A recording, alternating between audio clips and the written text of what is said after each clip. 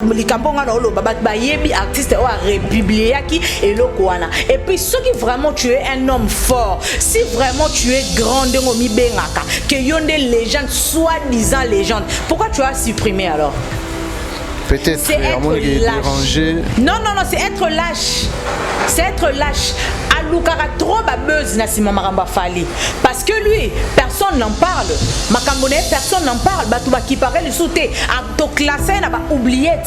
A côté n'a pas oublié. Aza dossier classé. Aza dossier classé en fait. Mais il y a autant d'années à sali musique. Banda musique iti lelo. Carrière nenyo se zala fondé, zala basé na ba dégâts na ba scandale. Quel dégât est marqué peut-être? C'est un violeur déjà, je peux dire. C'est un violeur déjà, je peux dire.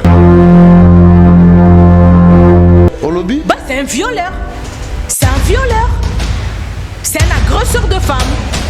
C'est un agresseur de femmes, c'est un voleur, c'est un mendiant, c'est un voleur. Mouyibi, aïba trop na vie. Ceux qui ont regretté qu'à passer là yo, Fali ne regrette rien du tout, hein. Donc alinga on dit oh biso mu kerit autant bona camarade mo andumba yo andumbate. Oh biso aza camarade mabe osani.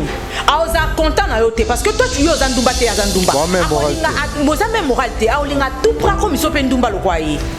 C'est ça le problème. Donc, on a salir Fali, n'engue aza déjà sali. Oh, y aza sali, Fali t'aime sali, ça y est. Obi combien de fois Fali Andima même pour ta réputation en jeu pour nous défendre malgré à l'époque déjà ma camboisée déjà na soubasime bando la ça qui c'est un faux monsieur. Mais Fali a kenda ko témoigner pour na France. Il pouvait pas le faire hein. Obi que les lots muto aza mieux placé pour détruire les Fali.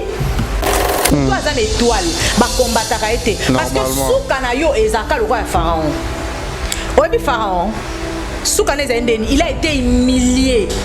Il a été humilié. Tabat baby histoire entre Bak est dans l'Exode 14. Bon comprendre. Il a été humilié. Il a été humilié parce que quand Nzabatali boité, serpent Moïse et Mélie à Pharaon, mais Batunion se va moniter, va moni bienté. Il faut na humilier les beaux peuple na la kisake na Nzambe. Pharaon comme na souka bina bimisa bataille ya souka donc plus que bana moura na bimisa ba gendarme solo o baza pena armé jusqu'au dents pas que de bundisa peuple israélite mais talasco humiliation ya zwaki tala humiliation zwaki au moins il vient on aventurier on arosala humilier humiliation na aventurier aventurier traité artiste monene moda et puis moi je commence même à douter na lingi na ngapesi mutabenge les gentilité ah boy âge na azo combattre même âge na papa ozonga na 40 ans té o matoki ta vie ozonga na 40 ans té ozo kenge la 70 ans ka lobi ozo kende bana ngai ngona loba tout le temps na ba comportement au kérit banane ba rolele est-ce que matanga ne kozala honoré yo ça ya ndenge ya papa wembe zalaki ça no rolela na olela te en tout cas pena kérit nzamba limbi ça pona kamna na loba mais soki pena biso batamukili tozalaka na droit yako boya kufa tamsulanga na ngana boya kufa ya papa wemba la kinkese na ngana pona na place na bango on a place à papa wemba la ke il faut qu'il y a kende parce que to lembi ça n'est de trop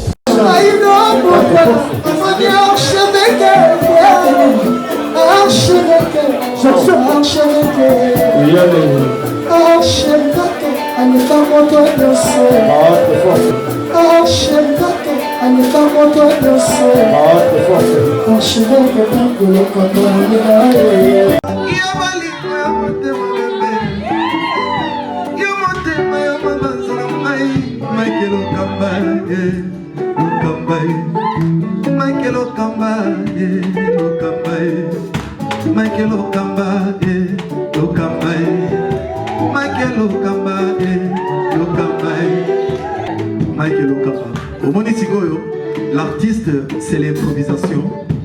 La honoré dans l'émission. Africa Elengi TV, votre chaîne, l'incontournable, la star des chaînes.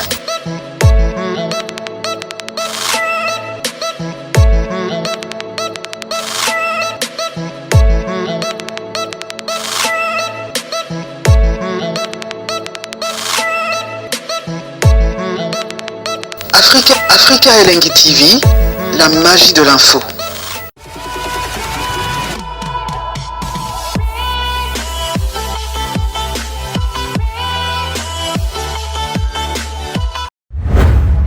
Parmi les bons, il y a le meilleur. Général Investment Service. Une société d'un Congolais aux capitaux 100% congolais. L'une des rares qui vous offre une gamme variée de services dans différents domaines. Nettoyage des façades des immeubles et de tout autre espace de vie. Dératisation, désinfection, désinsectisation. Production de papier hygiénique, production de glaçons, spécialiste en logistique, spécialiste de l'immobilier, boulangerie, traitement des plaintes. Il met à votre disposition des camions-bennes pour l'évacuation des déchets et immondices. Le tout à des prix défiant toute concurrence. Contactez-nous au 085 090 19 99 ou au 082 79 92 076. Rendez-vous au boulevard du 30 juin, immeuble Virunga, appartement 6, premier niveau, Kinshasa, Gombe. GIS, le meilleur. Voilà, merci de nous rejoindre sur Africa Elengi Télévision. Un grand merci à vous, très chers fidèles téléspectateurs. Bonjour, bonsoir, ça dépend à l'heure à laquelle vous allez nous capter. Très ravi, encore une fois, de savoir que vous êtes tellement nombreux à nous suivre en ce moment sur Africa Elengi Télévision. Je pense que bateau tout, balingarabiso, beau partager, beau commenter, beau liker, beau... ça va remarquer, va reproche Nabino, yango sala keto bongisa, musala comme il faut. Un grand merci surtout une équipe technique mobimba Africa Elengi Télévision et ça a besoin bah image, il y a bien et puis il y a sûr il y a qualité, il y a très bien. Merci aussi à notre invité d'aujourd'hui, Audrey Luzolo, toujours disponible pour vous, pour nous aussi, pour notre culture. Je pense que merci surtout la bateau tout barouta la biso mokola lelo bateau ba soutenir la biso de près de loin, ba soutien na bino yango rosala qui tous sera toujours présent, toujours actif pour nous servir bino d'information il y a frais et puis na source. Un grand merci déjà na Drey Mabaya, il y a pas de comme toi Drey Mabaya. La Belgique, voilà, la Belgique, moi côté Moutani Nganate, on doit bouger tes Drey Mabaya Zawana. Merci aussi na restaurant Yoloezo, na Dallas, chez Maréchal et Souvé, et Yessa, Balobikuna Tolia Bio comme il faut, chez Maréchal et Souvé, et Yessa, na restaurant Yoloezo, na États-Unis, précisément na Dallas, tous à la Wana, Tolia, consommé congolais, et ça là vraiment bien. Merci aussi à Karine Bionsaka. Karine Bionsaka cosmétique déjà à Kinshasa. Je pense que dans quelques jours on a repéré sa date, il y a ouverture, il y a Karine Bionsaka cosmétique tokende toso mana au ça l'appel na bana chikapa surtout bana chikapa baebi Valera sola malasi bana Angola bana Kolwezi bana Goma bana Bukavu bana Kinshasa surtout pour Karine Bionsaka ezwami na commune ya Kalamu quartier Matonge numéro avenue Oshwe numéro 23B, tous à la Wani Rosala, vraiment bien, merci. Aussi, na Lionel Ditamba, la ponctualité dans le son, merci. Na boss JB Kumaluta, les vrais pétroliers de Dallas, JB Kumaluta, ya Maneli, Warolanda Bisope Sikoyo, merci. Aussi, na Dada Ulungu, na Suisse, pour un abengaraï maman social, Dada Ulungu, merci pour tout, merci vraiment la bateau, tout Balinga Biso chanter ça derrière la caméra, soit Rosala, même Moral Nanga, à fond. On l'a vu sur l'écho, ça là, vraiment bien. Là, j'ai dit déjà bonjour à Audrey Luzolo. Bonjour Audrey Luzolo. Bonjour Kerit Ntimpi. Bonjour Richard Ntessa derrière la caméra. Pourquoi pas n'abonner tout, il y a Africa Elengi Télévision. Admirateur Nangana Kerit, bateau Bangamon Abisso ensemble. Et pourquoi pas dire merci au bon Dieu, à Pessibiso sous souffle. Les lots au Koutani sous Suna, il y a Bisso Bao, Balinga, Bisso Bao, Pebiso Tolela, il y a trop quoi. Donc, puis je remercie mon pasteur Joël Makoba Kinwani, au Atika Anga, la prière, il est tout le temps avec moi. Et sa femme également, maman Iriel Kungwaya, qui me suit tout le temps. Yazana Zaka, Audrey Nukulu Babo et tout, Zamwananzambe. Ma maman, je te salue depuis là où tu me suis. Et pourquoi pas na famille nangai et balinga pe mingi ngana zana musala ome na zala toujours correct. Et puis Drey Mabaya. Drey Mabaya. Yara na Belgique. Ah bon, Kérit Mabaya. Palu la ramutubo été. Au moins, bah warrior, bah ma belle Kérita. Drey Mabaya, je te salue depuis Belgique. Donc voilà. Je salue Lionel Ditamba. La ponctualité dans les sangs. La ponctualité dans les sangs. Bah bon, on peut commaquer, oui. Bah bon, on peut commaquer. Ah bon. Merci beaucoup, Lionel Ditamba. Lionel Ditamba. Zamba continue toujours qu'on pambola yo et puis qu'on batte la yo. Et pourquoi pas na muto mikolo nga na bi na bandozang tsesu na bémission na ngate Kérit. So ko ta la vision na nga vraiment to bando bois ka ça la biso maître Dorothée Madia. Oh maître Dorothée Madia mère libanga na 206. Na bisayo. Libanga de tout le temps existate ezalate ekotikala ko zalate modèle ya libanga modèle wana. Ekotikala ko zalate mais respect maître Dorothée Madia lelo na kati ya ko tout à bordure. Donc batunyo sona ba ko excuser nga. Donc vraiment ba ko excuser pourquoi pas Fiston coloqué Elsa Patero donc voilà exactement et vraiment bah excusez moi pour bon bah moi bah ta droiture bah ta norme mais en tout cas ouais bah excusez moi pour le long on y a ta bordure. Ah bon voilà mais je pense qu'aujourd'hui on va essayer de parler de tout sauf rien. Un grand merci surtout na Tata Lolodge Bernadette abana pe sombote Tata Lolodge Bernadette Longo ça n'a été JB Kumaluta les pétroliers de Dallas. Voilà. Viens je te salue depuis là. Et puis saluer pe muto à Sengyo. Tata Lolodge Bernadette Longo. OK, je t'aime beaucoup papa. Tata non. Aza moi aussi ouais. Ah, je t'aime madame. Tata Lolodge Longo Bernadette. Oh Bernadette. Merci beaucoup ma soeur. Merci pour tout. Merci aussi à oncle Chico Moucheni. Voilà, on va essayer de parler de tout. Nena Otoro toutefois, tout est rapport en sa nouvelle information. Il y a frais et puis une source actualité ça obligé biso tout solo là comme il faut. Fali Poupa déjà à Goma. Arrivé de Fali Poupa et puis aussi na groupe d'accompagnement na est victime qui déjà depuis hier ba qui à Goma. Yemoro le King El Rey Mago déjà na Mabele. On a des productions na Goma et puis na Bukavu. Ben impression par rapport à yango. Non, ça a toujours. On a toujours en fait malgré mes pépignon sur le net, malgré ma camion sur les cas, mais tellement qu'il a un mental d'acier. Donc Aza vraiment il est égal à lui-même en fait. À côté tout long qui tokos peut aux image to CP là en fait parce que quand fallait il Aza na po na ya musala tant la tarasco po ya ki asle aigle. Donc ouais Rey Magoana azala vraiment concentré. Je te dis que à Osala comme toujours comme ma messana au CP ça mélomane na bonne musique et puis warrior nae. En tout cas moi je pense que tout déjà ebelé s'est précipité zala na beau assister parce que na minute choyo fallait avoir beaucoup plus na besoin d'amour na biso warrior a besoin de soutien na biso. Kéri tu sais soutien et akaka ko fingela mutu mutute soutien za façon ebelé au moni tant que tozana to réconforter à chaque fois maramboye ya to l'accès que nous on n'est pas là pour ça. On est là pour toi, on est là pour te soutenir parce qu'on t'aime, parce qu'on aime tout ce que tu fais. Osa biso donc voilà, c'est les moments to l'accès encore plus amour na biso to kende ebele to assister to zala parce que bato ba kuna ba vraiment déçu en tout cas. Donc boroyo ka bino ko bona chance parce que boroyo ka formule 7 na ndenge ya kina en direct de Goma donc bo la bisi bino que façon boza c'est la même bino mo bo comprendre on te bo comprendre on se boquer sur place. Ah bon. Le bana Goma ba poussa na lombango.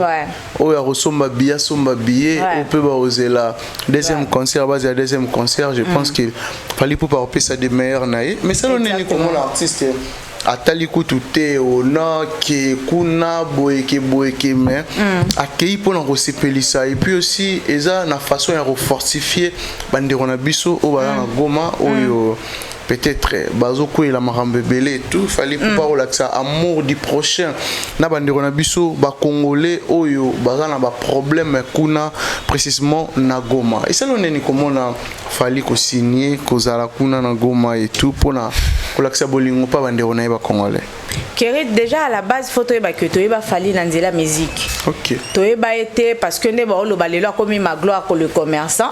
Tu aies bon au début, tu aies fallu un musicien. Tu aies fallu la musique. Donc, moi, je pense que le cas tu aies bien la musique, il y a pas qu'à la droit continuer, Moussalo biso tu aies bien parce que moi, je dis, makambo to yoka lelo to makambo ebima lelo pona fali eza ngo esukate aussi longtemps fali ozala na succès makambo ezala kaka et aussi la nango te kérit donc aussi longtemps makambo ozala nango kaka à quoi ça sert lelo à s'affaiblir pour la rumeur à réseau aussi longtemps il n'est pour rien obiso mutu aza innocent bazo accuser injustement en fait et va rater tu comprends non donc genre le yo o minimisango parce que c'est o yo mo un jour la vérité finira par s'éclater. Après, bon, comprendre que ah non, tout ça l'erreur et tout. Et puis il faut que Fali c'est un élu de Dieu. Fali a coquille jamais côté à la distraction parce que on a objectif. Azana objectif il faut atteindre parce que on a commetté. Tous un objectif mon quand on a accompagné papou na biso na disque de diamant. Donc à coquille ko jamais ko baisser le bras. À coquille ko ticate parce que c'est son travail. C'est son boulot, il faut s'épeler sa biso parce que ba warrior ba botama grâce à Fali, grâce à sa musique. Ce qu'on a Hollanda makambo ele sur le net atika musalo biso to ebele pourquoi. Au monité que quelque part biso to za dessus plus que bateau ba olinga ba détruire rien. Ah bon. Ouais.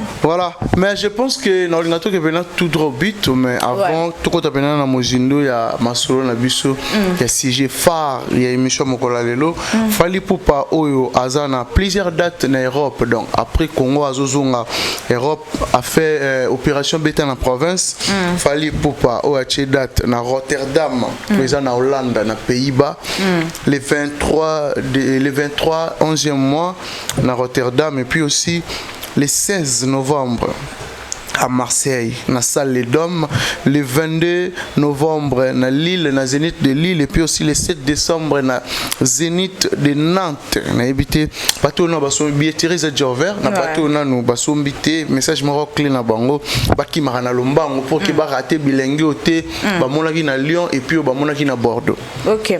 Mais moi je pense que ba warrior tout, base à la vraiment mobilisé. En fait base à la vraiment basa la ngoka na lombango ndenge ba mesana au sala ba kende ba somba ba bien parce que billetterie est déjà ouvert donc ba kende ba somba ba bien na bango il y a des warriors conscients ba warrior balinga fali balinga ko accompagner le quoi ba Dray Mabaya na ba concert tout ya papou omoni ba vrai warrior certifié exactement Dray Mabaya il est partout à ba concert yekuto kaba ba bien na ko kaba tu vois non ouais à ko somba ba bien tout à banjo kaba donc voilà à soutenir Fali Poupa. Donc moi je pense que initiative à Bongo est à encourager et ça l'a déjà bien. Donc achetez vos billets bosom baba bien les bos aller belé bos omoni eza même l'église les arabongo kérit mutu moko o amema so memi mutu na nzela nzambe fete za na lola da o gagner âme fete na lola siko ya peka ndenge moko donc bo gagner le biso ba âme bo tala bo commisser la biso bango ba warrior bango tout ba comme ba warrior ba somba ba billet ce jour là bazanga te parce que ba ba témoigner da ba o ba na libungi ba ya Fali lo kwa mokonzi pe mobile ya musique à Congo omoni donc voilà donc bo kende bo gagner ba amwana bo zo bango bo benda bango bo ba que non ça sert à rien d'être je sais moi ngouloise ça sert à rien d'être soki nani soki dembois venez faut être tous warriors tous soutenir Fali parce que c'est un exemple c'est une étoile qu'on peut jamais arrêter donc voilà to bo kende ebele bo somba ba billet comment parler du bien de Fali kende zo comment fan ba misem sous comme ça mon warrior en achetant le billet et puis voilà ça bien concert et vous allez bien tous les warriors ba gagner ba âme et le bilan Audrey le Zolo ba gagner ba âme et au sala vraiment bien mais je pense que l'autre fois tout est au solo là dossier je pense que ça qui yo to ba qui to full en haut to pesa ma kambuté mais à chaque fois eza ko pousse na malembe oyo affaire la dame oyo azana Benin oyaki koloba ke abotana fali ba triplé et tout mo kwatika biso batika la mibale ko azo déclarer que fali ndaza papa ya bana wana lelo je pense que créer vraiment marambe belé et tout mais comment na tango oyo ba ça ba campagne mabe ya déstabilisation sur fali popa comment na Kofi Olomide oyo azali le père soit je pense que Oazali parmi bateau ba guida pe fali popa a reposté vidéo oyo bazako ko beta sujet à Yanderonae congolais na ndenge moi genre yo attend que analyste aujourd'hui on a dimension nini en fait parce qu'il y a des gens ils derrière le bam avant que ils ont un bateau soit artiste ou derrière dossier et ça dossier m'ont monté à toute pièce oh lelo je pense que moi c'est quel ou soit intercelle les remis s'il faut que ça analyse more normal tant que même publication la page officielle. Il y a Kofi Olomide, il y a TikTok, et puis aussi quelques temps, vidéo qui supprimé. Raison est supprimé, ils nini, et puis il y a raison est reposté, ils nini. Voilà, tant que Pénézali, les lopénafo au baba hôtel biso ba comme il faut. Voilà. Déjà pour Nabana, c'est que je peux leur dire que sentiment ils ont de quoi douleur. Très bien. Ouais. Bango on dirait linga na ba comprendre mais ba comprendre il y a sentiment ngelo banini l'ami du douleur. Donc le sentiment c'est l'ami du douleur. Voilà. Mes frères parce que on a ba cause appeler ba papa nanga donc mes papas. Donc voilà a koko soki ma koko soki nani a koko azo induire bana wana en erreur. Azo induire banane vraiment une erreur parce que même mutu oyo azo comploter pour que les Cambouana ils soient tournés en mususu ils soient comment ampleur oyo ils soient lelo barosu kamabe parce que affaire wana biso c'est mon communication et qui n'a page il y a directeur et dit badiata que affaire wana ba warrior to lo belango soute moi je pense que lelo les appels à souka moi je n'en parlerai plus parce que to repé ça bango gaz en fait donc en tout cas passons à autre chose et ngana sepele ko mona communication wana lokwa makambo eza déjà na maboko à l'état déplace pour comprendre ce qu'au adage au que et sentiment et ande quoi douleur donc voilà parce que déjà quand je suivis l'histoire Nathalie en fait banana on dirait mi koti pa na jango donc mi mona pena que non toi na papa star donc mi mona pena que non na minicho mi mona Marco 6 mi do o baza pa na po wana na minicho do mona je sais pas comme moi osomba ba polo asika la ta genre déjà mi commissariat bana artiste na ndenga kindoki lokwa bana bilonga ba sorcier linga déjà ba commissariat ba mi koti ça na ben wana et moi je pense que justice ndemte ça parce que il y a des Togolais qui disent que non nous voulons juste le test ADN mais le test ADN c'est pas vous de le demander à Fali c'est pas vous de le demander parce que les Camerounais c'est comme déjà dans l'état c'est maintenant votre l'état togolaise si vraiment votre l'état est honnête c'est à lui de demander par rapport à un processus c'est maintenant l'état togolaise de demander à Fali le test d'ADN. Oui. Tu vois, l'État n'aime pas senga et non ba individu mo ba togolais. Non, bazan a droit obligé tout à imposer déjà l'histoire est faux.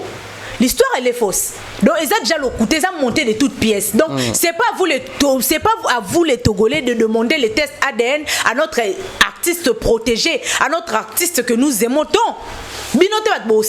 Donc justice c'est votre justice qui va demander le test ADN par rapport à ndenge ba resembela ndenge ba makambango ekokendele et après on saura la suite et puis après toye parce que place nini ya koko na banana ya bilongi mikolo bongo place ba resukela donc voilà moi je pense que c'est ça koko c'est une villageoise qui est juste manipulée en fait OK azana une villageoise mo manipulée moi même français na ko ndo bata mutu mo akoli na mboka ayebi na été déjà c'est une histoire tellement honteuse pour déjà la communauté togolaise parce que votre sœur elle est tellement villageoise au point que muta sente azoye ba été Tu vois, on t'a engrossé à une personne que tu ne reconnais même pas parce qu'il est venu au nom de Fali. Yo, Monica, qui fallait wana comme un millionnaire, wana comme un milliardaire. Non! Il fallait bien qu'on. Comment Moutoti que l'eau sémence? Ah, Coco, c'est pas Fali qui t'a encêté, c'est un chien qui t'a encêté. C'est pas Fali, oh. Il faut chercher le père de tes enfants. Il est à Brazzaville, là-bas, sur la Pointe Noire. C'est lui le commerçant. C'est lui qui était fauché à un moment que tu as aidé. Ce n'est pas Fali, en fait. À aucun moment, Fali a comme commerçant. À aucun moment, on a appelé notre Fali Magloire. En tout cas, là, on y a bien combat Magloire. Elle, Mago. Tu as bien la combo belé, Asle. Tu as bien combat Aigle. Tu as bien surnom belé, mais à aucun moment, on a dit que Magloire, mon boy. Et puis, tout bizarrement, on est censé, il y a témoigner pour un artiste. En bien, carrément, on va mater. Au moins place on a marqué congolais à Mutamabe que to linganate batu o kerit faut ba bima ba témoigner pour ces Fali là parce que dans les années 2000 Fali était en Europe beta tour en Europe Fali est-ce que Fali déjà ça kenda Togo ou Bénin avant 2 mois ou 1 mois Fali déjà Rwanda déjà même sur azala na succès azala ngo leloté mais bat bando bundela déjà Fali na babala bala kenonga na linga buron pela erana Fali na buro ba na mo ba concurrence na ba mo na ndenga orchestre ba na ba guerre na ba mo il y avait des gens déjà ba s'approprier qui na kombo na ba ndende ako mibenga da ba Fali c'est normal Fali mo ya Braza aya enceinte Coco mais batu na biso que ba keriti motema maba congolais batu ba se terre batu baza censé akobima en tout cas non c'est pela ouais non c'est pela na initiative il y avait la biso fiston coloqué hein c'est vraiment le frère à Fali parce que le trop c'est trop bon banda luka rodiem bela muturo gâcher réputation mutu jusqu'à quand c'est le nom de Fali qui est salu et heureusement que muto ayebi likambote nzamba justifier ka d'une manière ou d'une autre si donc n'importe que c'est terre donc et puis tous les Congolais savent même les Togolais ils savent que Fali ne pour rien dans cette histoire c'est le nom de notre obispo mutana vérité hein Kérit ata olingo nuire un jour on appelle la force wanate parce que tu peux le nuire aujourd'hui mais l'habitant en vérité qu'on s'éclater tu vas changer de langage normalement on peut changer langage donc inutile ba ko yebisa biso ba ndako ko finga biso parce que ngana moni ba ça prendre na la fille mo baza na TikTok à Géraldine ozo bundela Fali pour na ba makambo ya baba guerre au soi-disant il est du Congo Brazza mais baza normalement ba ko finga biso ba congolais parce que Fali est de Congo Kinshasa ba ko finga biso nde bazo finga on te donc il faut bazwa par na bango Kérit. Après bon makam nyoso loko eza na l'état na bango to kotala soki réellement l'état na bango eza honnête bon ça makam na bango comme il se doit mais le reste pe ba lobby déjà il y a fisto azolandelango na niveau poto bazo poursuivre déjà soki tata Damien wana Musenzi ya Damien wana déjà bazo landele déjà na niveau ya France bazo landele partout cela na kota na pona kombo outa kotanga ce kombo nani ana otanga ki wana ngana ko otanga kombo na été artiste wana au fait ngai Kérit je pas le temps de citer le nom d'un artiste Songolo Pakala batu oh nga likambo nga no lo batu ba yebi artiste o a republié ki eloko wana et puis ce qui vraiment tu es un homme fort si vraiment tu es grand ngo mi bengaka que yonde légende soi-disant légende pourquoi tu as supprimé alors peut-être à mon dérangé. Non, c'est être lâche. C'est être lâche. Alukara trop babeuse na sima maramba Fali. Parce que lui, personne n'en parle. Makambone, personne n'en parle. Batuba qui paraît le souté. A to classé na ba oubliette. A kota na ba oubliette. Aza dossier classé. Aza dossier classé en fait. Le quoi ba qui paquet souté.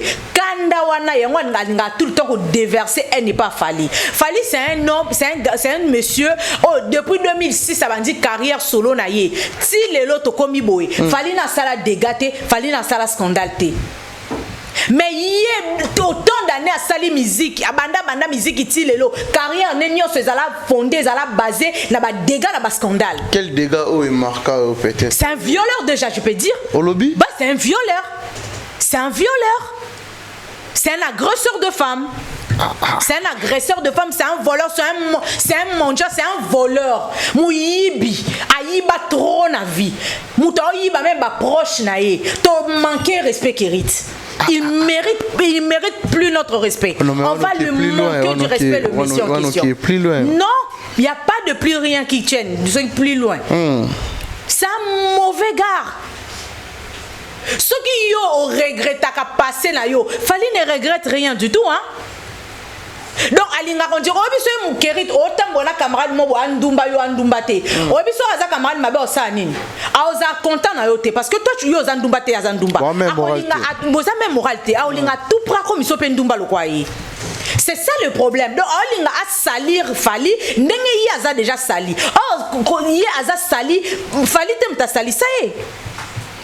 Le monsieur qui lui cherche à détruire qui est Fally Ipupa aujourd'hui, il cherche à détruire Fally Ipupa.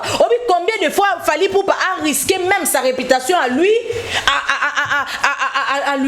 à lui protégeant, en lui défendant. Combien de fois Fally Andima même coach a réputation en jeu pour nous défendre et malgré à l'époque déjà ma camboisée déjà na soubassimé bandol la qui c'est un faux monsieur mais Fally a kenda ko témoigner pour na France. Il pouvait pas le faire hein. Obi que lelo muto aza mieux placé à détruire les Fally. Dans le tout le bas artiste aza contre Fally Ipupa. Ah, mais il n'aime pas Fally, tout ce que Fally fait lui dérange. Ah, en fait Andima te que un bon matin bo Fally ko comme na ba level Fally ko zipaye. Obi na yebiso omoni kerite muto aza na étoile ba combattre ka été parce que souka na yo ezaka le roi pharaon. Obi pharaon il a été humilié. Il a été humilié. Exode 14. Bon, comprendre. Il a été humilié. Il a été humilié parce que Nzamba Talibo était serpent à Moïse et Mélie à Pharaon. Mais Batunyon so ba monité. Ba moni bienté. Il faut na humilier les bosso peuple na la kisake na Nzambe. Pharaon comme la souka bina bimisa bataille ya souka donc plus que bana moura na bimisa ba gendarme solo o baza pena armée jusqu'au dents pas que de bundisa peuple israélite mais talasko humiliation ya zwaki tala humiliation zwaki au moins il vient on aventurier on arosala humilier humiliation na aventurier aventurier traité artiste monene bon et puis moi je commence même à na lingi na ngapesi mutabenge légende té il ne pas une légende il faut azala na comportement moro digne de ces noms là de ces exemplaire il ne pas exemplaire il mérite pas ba titre wana ba légende il ne pas légende parce que carrière n'est pas sale. Sa carrière elle est tellement sale qu'il a ça là succès et talibisoté azana banzembo succès et talibisoté obi kende zana na oye bisoka ilo moko eza vrai eza peut-être ba minimiser ngo obi que déjà bien moko azara déjà ennemi à propre âge na ya ko bana imaginez mutu aoyi na même âge a komi nango lelo aboya âge na azo combattre même âge na papa ozonga na 40 ans té o mato qui ta vie ozonga na 40 ans té ozo kenge la 70 ans ka lobi ozo kende bana nga ngona loba tout le temps na ba comportement au kérit banane ba rolele est-ce que matanga ne rozala honoré yo za ya ndenge ya papa wembe zalaki za no rolela na olela te en tout cas pena kérit nzamba limbi ça pour na kamna na loba mais soki pena biso batamukili tozalaka na droit yako boya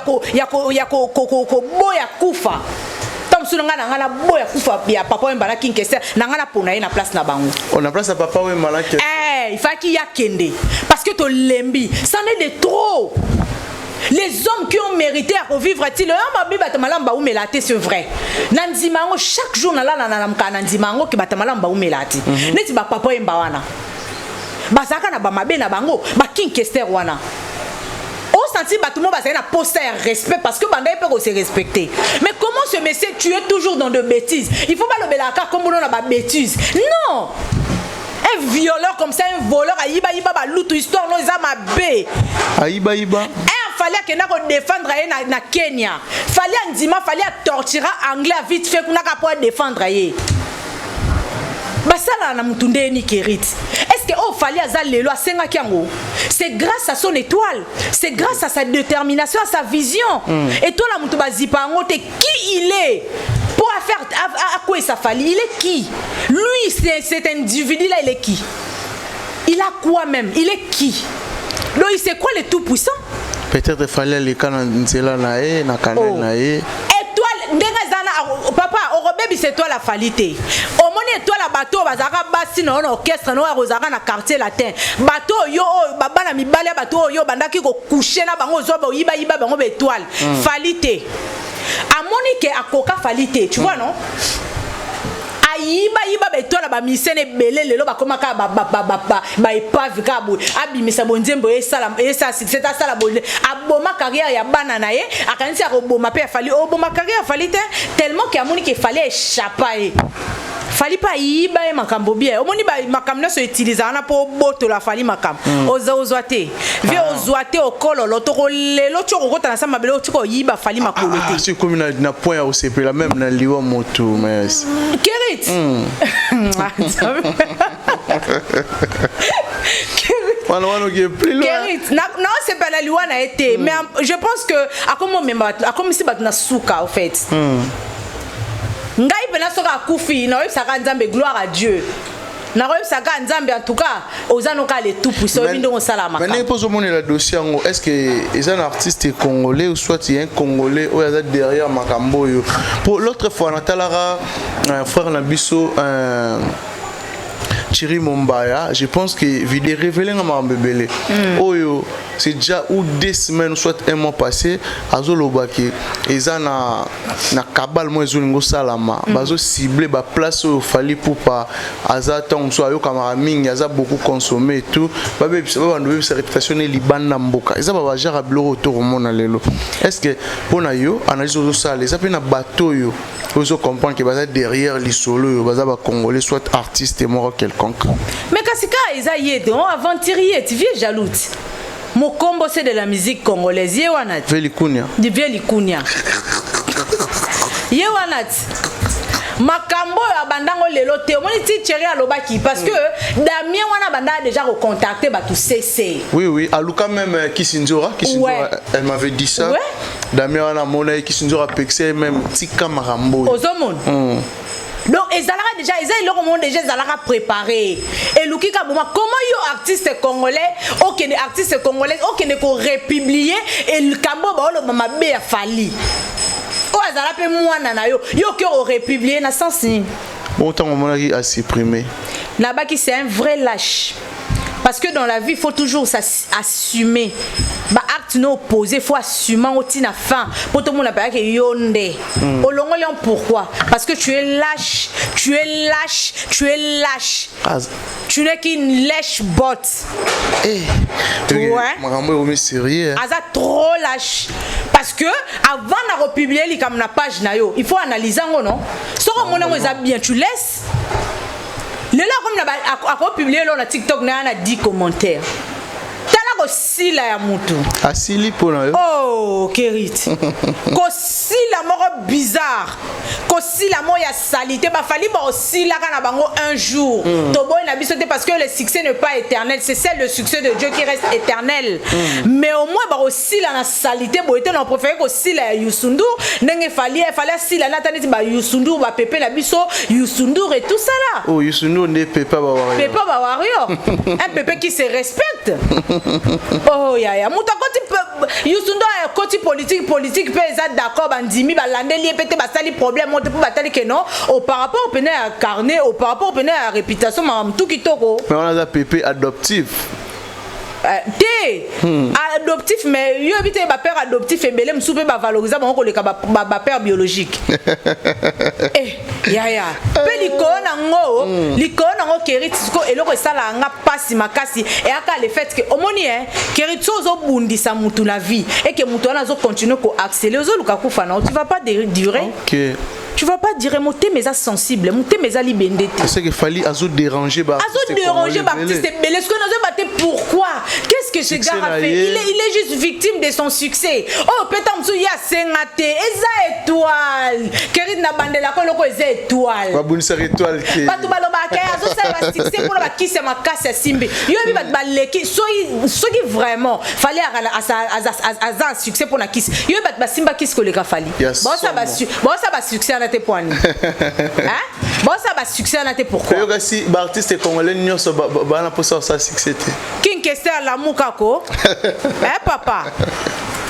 artiste na ndo linga minga na lela King Kester Kerit na wero lela na plateau non pekisa kolela te s'il vous plaît kolela te King Kester emenea kwa muntu kwa ngolo zosi King Kester c'est la muka parce que ce ba King Kester na ba papa ba bazalaki injustice a botonga to mona ngote parce que mutu mobimba na yi kaka ye moko mutu wana a combattre na ba papa wemba wana ta omoni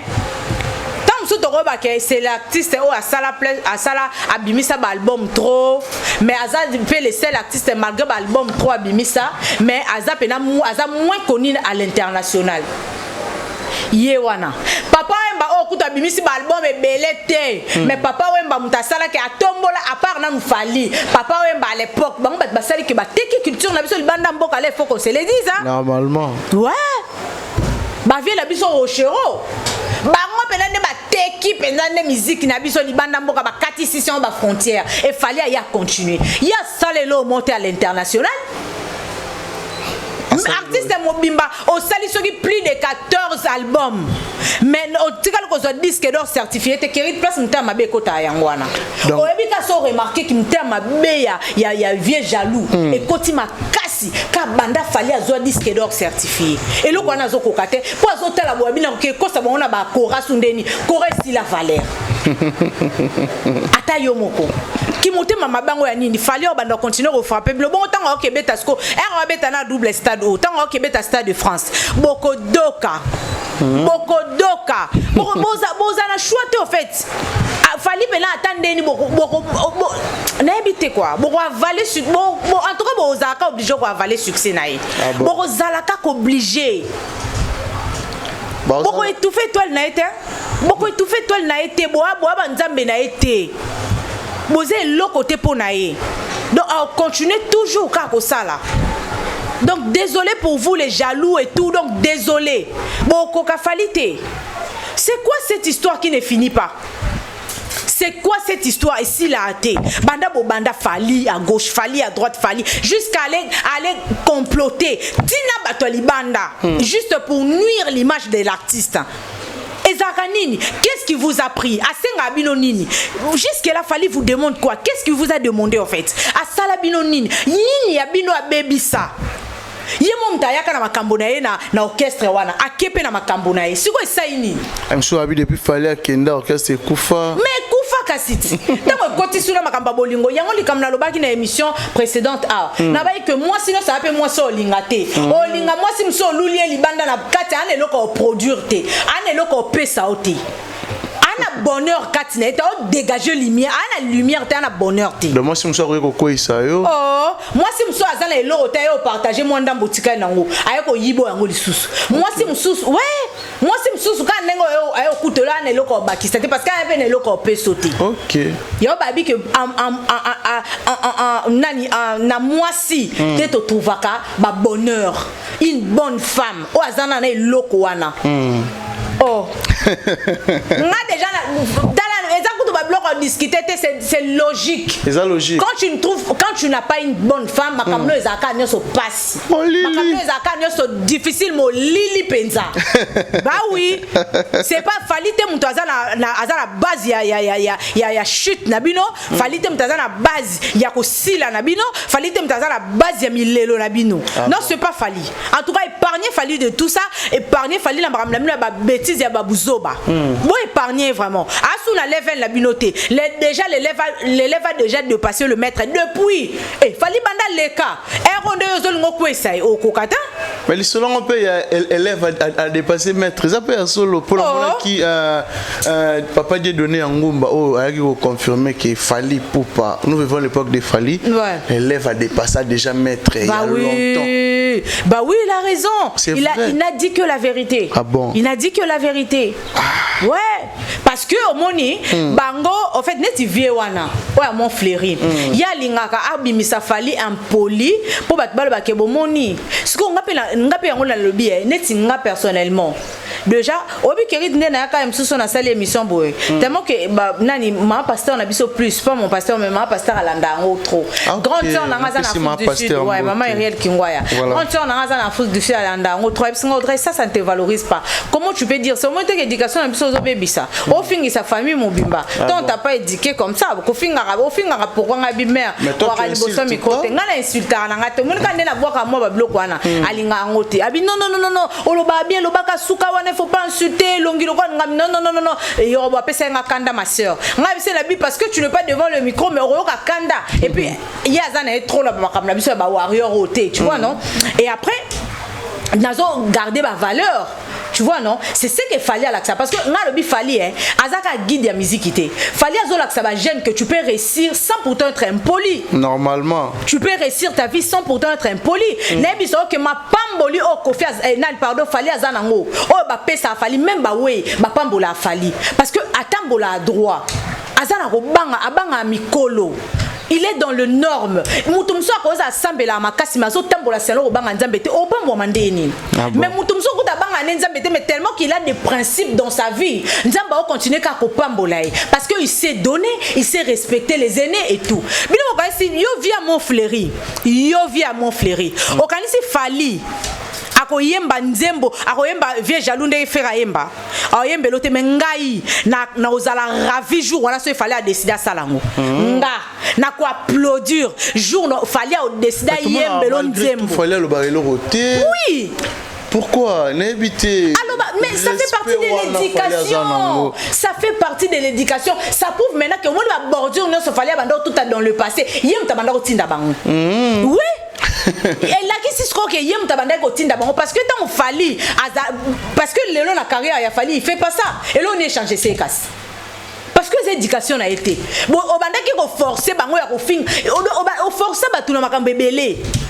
O enferma ba danseuse o sala ba danseuse batou o bebisa ba fait batou iba bana ba étoile ba musicien batou o comme ça bango basi na ya mibali o comme ça bango basi na bango yango lelo ba o ya réussi ça ko komisa basi na wana lelo étoile nyoso ayiba bango basala boy ba yoka na lisute ba bimisa succès est souté bango so wana musu ba combattre fali musu ba odiembela fali musu ba combattre fali musu ba odiembela fali mais lelo so qui est arrivé que vérité bimi kombo ya Congolais mori bimi na kati ya makambo yo réaction fali za nini pona allo bagana été aya ata to lobi est-ce que ngana kotinda fali ke sala boy parce que vision eza ngaité pona nga fali ayemba tanzembo nga pona nga fali sala ta mo vie jaloux moko boy non mais fali a sala te ko songolo sala boy pala nanzela wana bon non a ko sala te justement yango na ocho biso yo tuninga vina nga non yango na so a sala ngote a ko sala ngote connaissant fali va pas faire ça fali va pas faire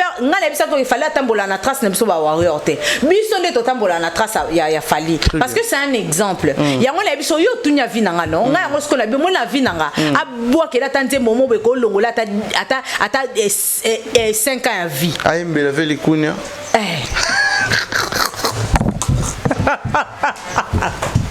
sala nebisa yo tuna nini omoni fali batunde bayeba na bango te a maman na muta bordio yo sakanate mais son respect etinda raita sabilo kwana siko moni lo kwa fali moi sabilo kwana ezate moni biso ba oyo ba mala la tête biso ba mala la tête oyo to ya la biso to tout à la biso ba bordio to ya la biso to loba ouais pour fallait azana a complexer ba warrior nyo sauter fallait bien ba warrior nyo sauter comme vous fallait bien pengate mais ngana yo tout à bordure na ndenge na ngamoko attends que warrior fan ya fali popa na bi ke bato ba entourage a fali balingana ba on peut bongote parce que fali a commis au azali na excusez-moi na ba fingate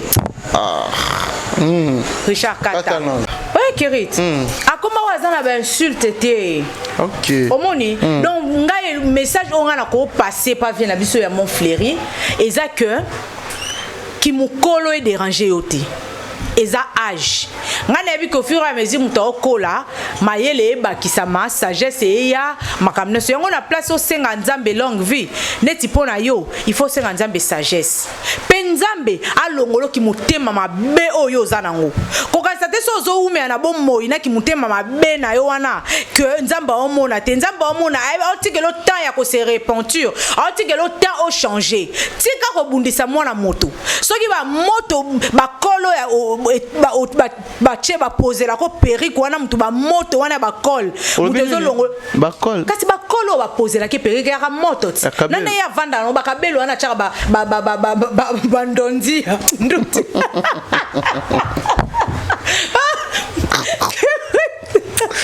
Tala bandundi abano kenda kolona na mutu ekosa ote ajipende kei ajipende kei taka mutu afanda vanda donc o senti mutu mo aza complexe même à âge naï aso bo ngai docteur abisika na makasi abana 17 ans yo na nani papa o aza besoin yo kango nani te na pesi vie langa waze quoi raison vie langa te vie langa aza raison vie langa mamba ebisanga akosanga te comment yo ozo comprendre solo mabe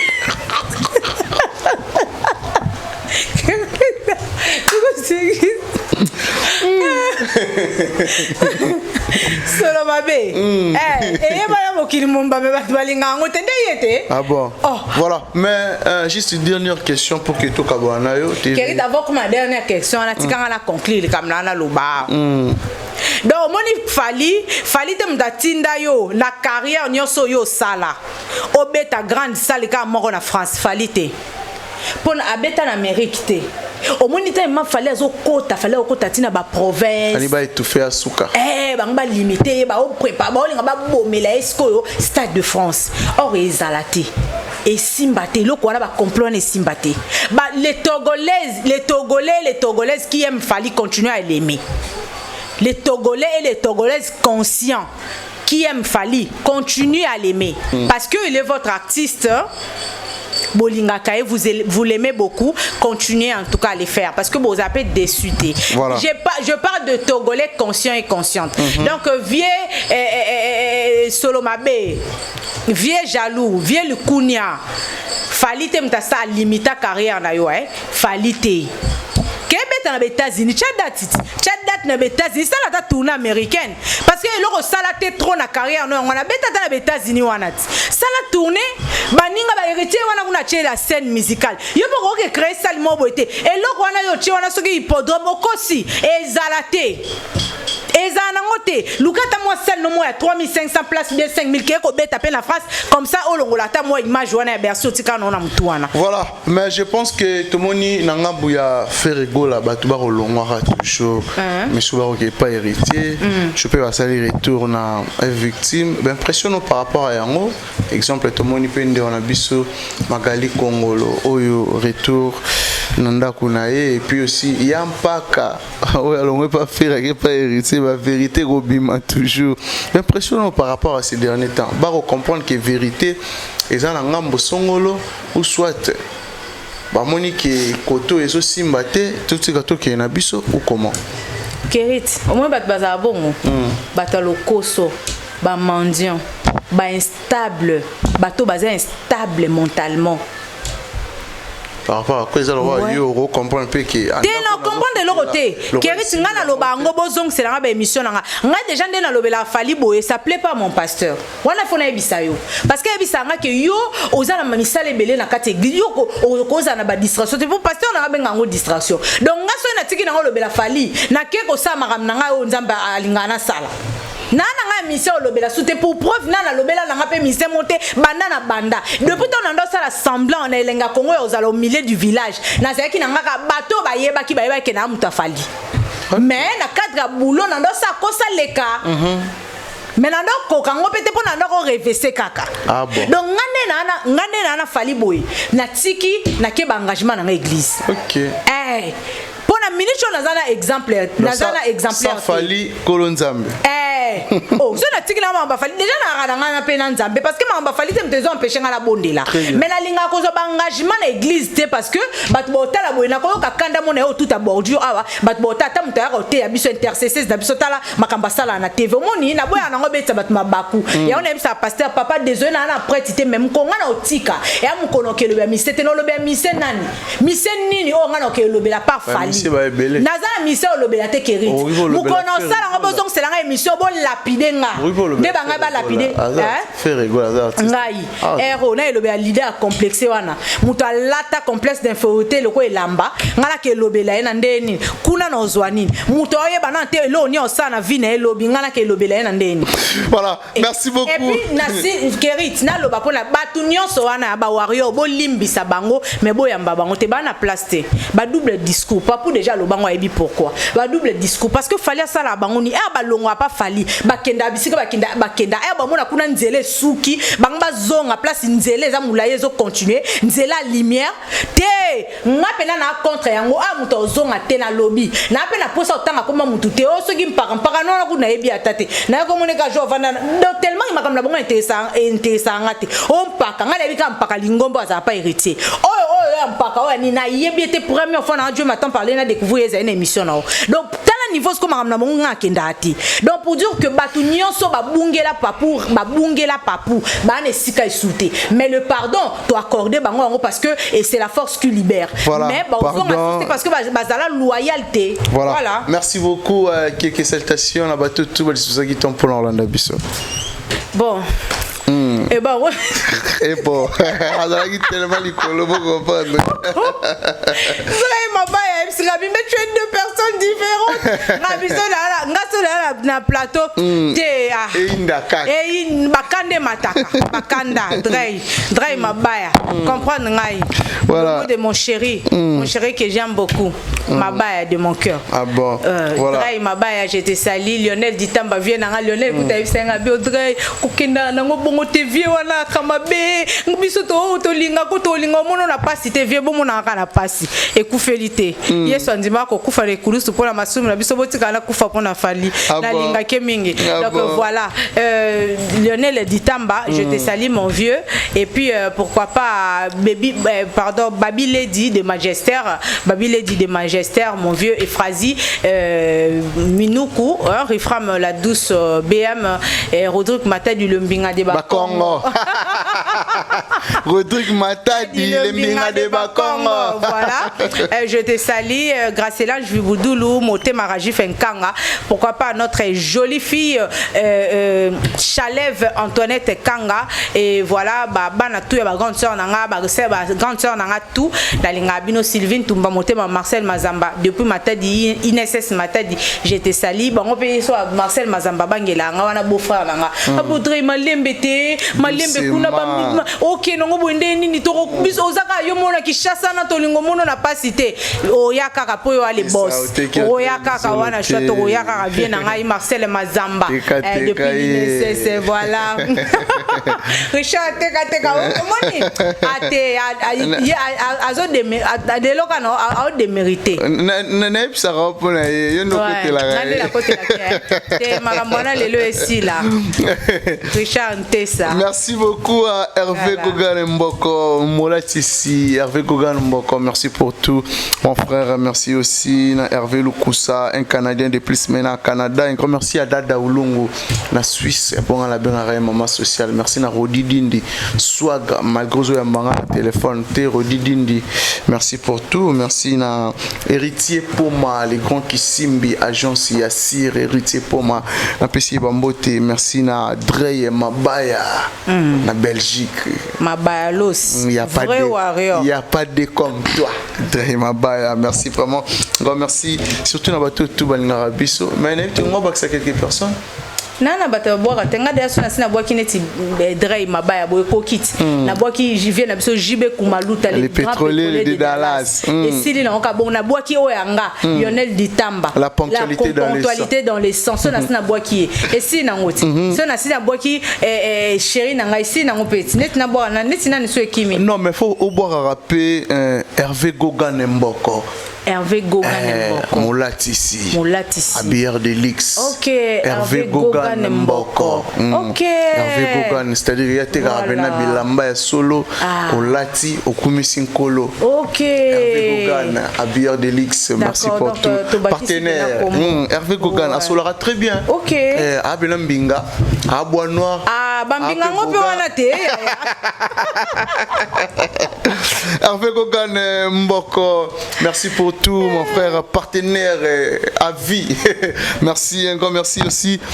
Tout Bisso, Natata, Lolo, Bernadette, Longo, à Paris, on a PC Bambo, tu passes à Hollande Bisso. Merci à mon ami Megra, Mangouana, les banquiers, sans oublier, na restaurant Yolo Ezo, na Dallas, chez Marshall et Souvé.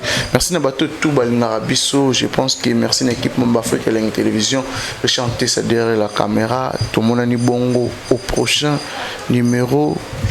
Bye bye. Bye bye. Parmi les bons, il y a le meilleur. Général Investment Service. Une société d'un Congolais aux capitaux 100% congolais. L'une des rares qui vous offre une gamme variée de services dans différents domaines. Nettoyage des façades des immeubles et de tout autre espace de vie. Irratisation, désinfection, désinsectisation. Production de papier hygiénique, production de glaçons, spécialiste en logistique, spécialiste de l'immobilier, boulangerie, traitement des plaintes. Il met à votre disposition des camions-bennes pour l'évacuation des déchets et immondices. Le tout à des prix défiant toute concurrence. Contactez-nous au 085 090 19 99 ou au 082 79 92 076. Rendez-vous au boulevard du 30 juin, immeuble Virunga, appartement 6, premier niveau, Kinshasa, Gombe. GIS, le meilleur.